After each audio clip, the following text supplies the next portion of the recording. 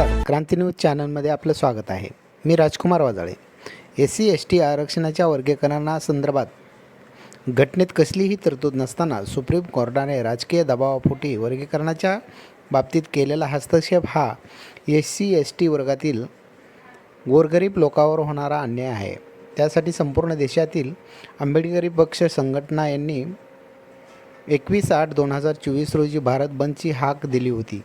त्याचाच एक भाग म्हणून काल कुर्डुवाडी शहर बंदचे आवाहन वंचित बहुजन आघाडीच्या वतीने करण्यात आले होते.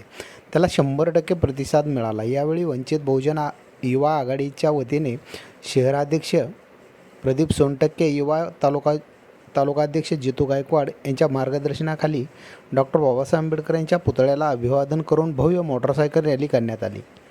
यावेळी वंचित बहुजन आघाडीचे तालुका उपाध्यक्ष अभिमान गायकवाड, MD साबळे, विनोद सोनवणे, दयानंद जानराव, अमोल सुतकर, शहराचे युवा अध्यक्ष कृष्णा हजारे, S गायगवळी, करण वाघमारे इत्यादी पदाधिकाऱ्यांसह माढा तालुक्यातून बहुसंख्य कार्यकर्ते व नागरिक मोठ्या संख्येने उपस्थित होते.